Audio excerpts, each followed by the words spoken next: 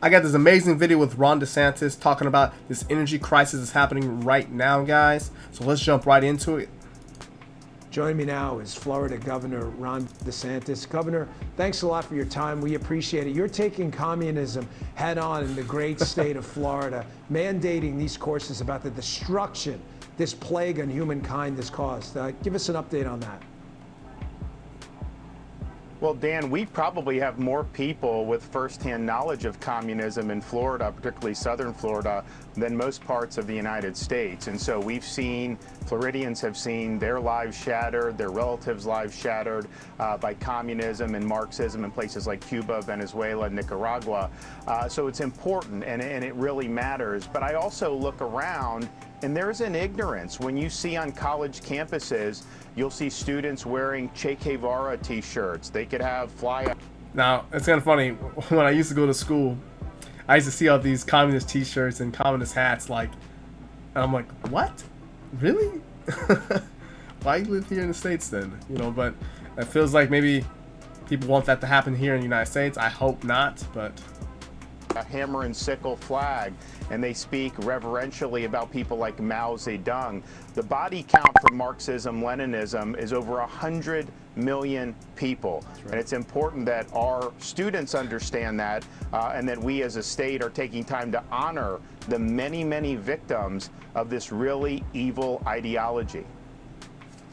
Governor, the Biden administration seems to have everything backwards here. We're seeing record gas prices. People are really struggling. We have a lot of people in Florida on fixed incomes down here. And yet this week we learned they canceled oil and gas leases. It appears they're doing everything backwards to get us out of this crisis. They could just follow the instruction book from the Reagan years and get this thing right, but they just refuse. Well, Dan, the energy policy is intentional. Now, he's about to go talk more about the energy policies that the government's in, the federal government's in. For me, guys, I really dislike how much control that the governments is and just in our daily lives. I think we need less government in energy. We need less government in education, less government just in general. And a lot of these problems, like this soaring gas prices, soaring energy prices, these crises will be a whole lot easier to manage if there's less government in between. Because to me, I think the government is basically the government fails at most things, and energy is one of them. When they get into it, they cause it to be more expensive, less efficient. So when he's about to talk about, guys, you just gotta listen. They are intentionally reducing our ability to produce oil and gas here in the United States. They will beg OPEC for more oil. They'll beg Maduro for more oil. I guess Maduro's oil isn't global warming, but American is. I mean, it's nonsense. It's ideology, but it's very destructive. Now, I like how you bring it's nonsense ideology. This is just a confusion tactic, guys, to keep people over here and keep some people over here, but keep them fighting, keep them not focused on the main problem. And the main problem, I believe, is just that the government is basically in cahoots. They are intentionally causing these things to happen for more fear. More fear causes more confusion, and I'm happy we have a leader like him that's trying to fight these problems.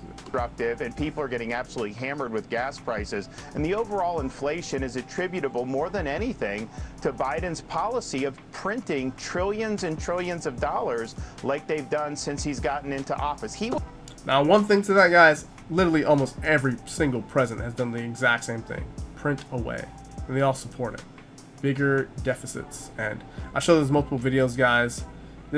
The dollar is dying, and they're going to inflate away.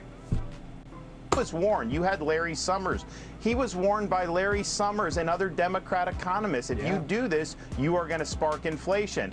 And that's a tax, Dan, on every single American. We've got people that may be making 7-8% more year over year, but if the costs of everything to live are up 15 and 20%, and they are, the inflation is understating it when you look at the things that really matters. So I think it's been absolutely failure in policy.